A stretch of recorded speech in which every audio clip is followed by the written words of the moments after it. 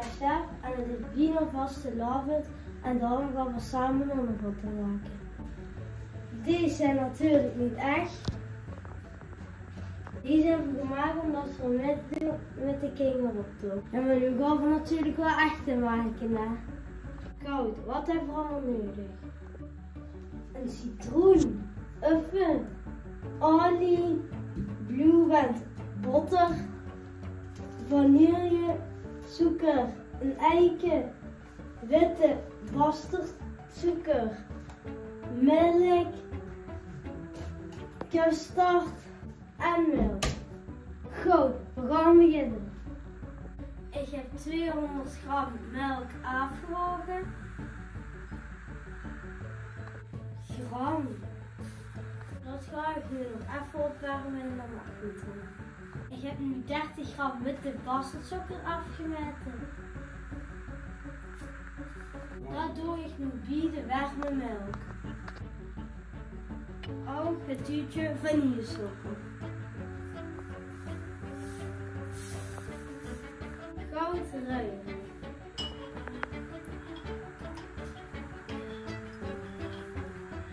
De uffen heb ik afgewerkt, 50 gram. Ik ga er nu in grummelen.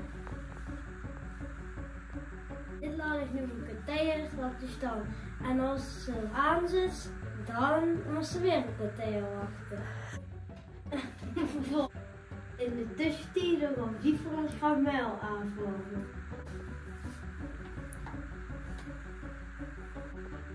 Dan doe ik nu een volle aardappel custard bij. Dat ruik ik goed doorheen. Ik heb een koel gemaakt in het midden voor de uffen en het melk.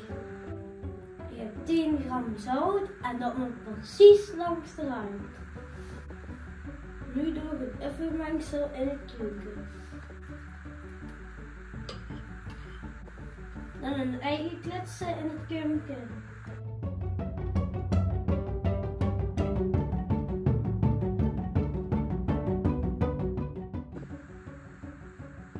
Dat doe ik nu nog bij.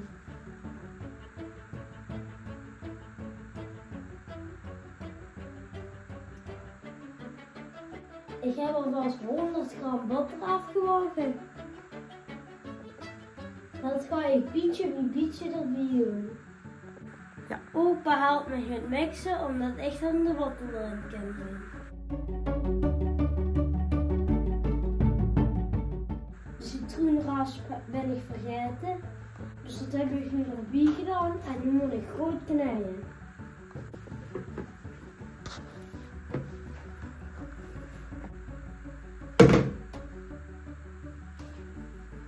Als het gans goed is zo, moet ze houden.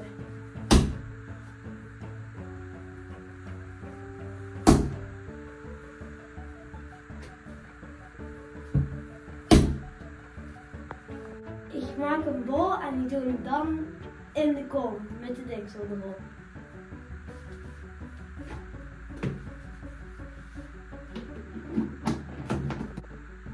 Nu moet de rijzen dat er 2 keer zo groot wordt. Ongeveer doe ik de olie al in de pan.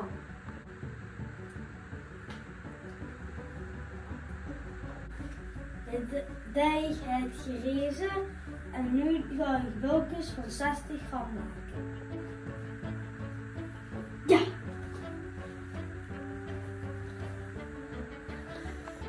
Ik heb me net omgekleed want zo loop ik ook in de kinderen op te maken. Zo ben ik tenminste te herkennen.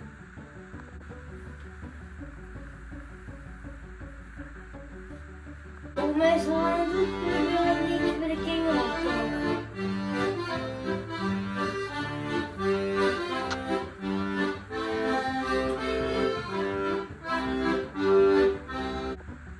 Ik heb ze even 10 minuten laten rusten. Nu gaan we er slierten van maken.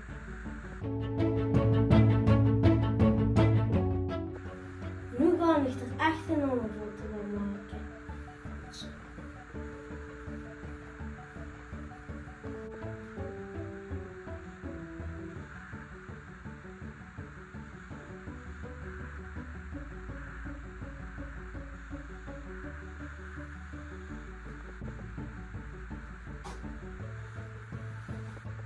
Het recept is van opa en net van de echte bakker.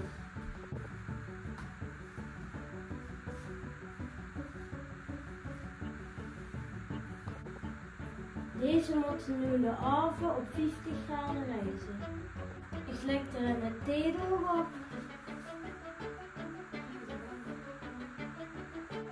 Daar springt zich het water overheen en anders droog geduwd.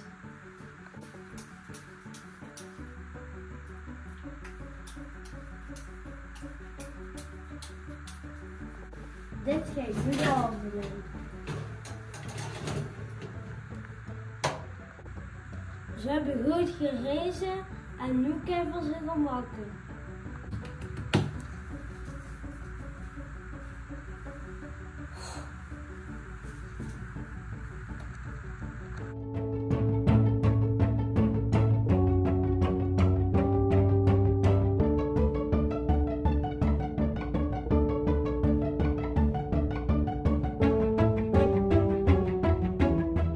Na een minuutje draai je hem om.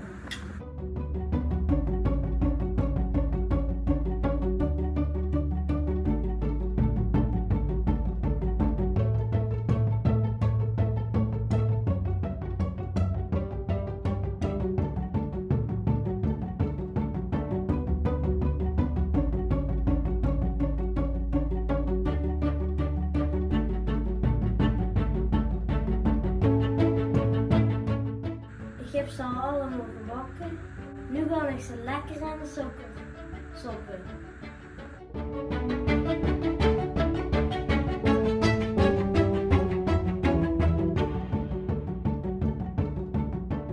Zo, nu is het tijd om lekker te gaan proeven.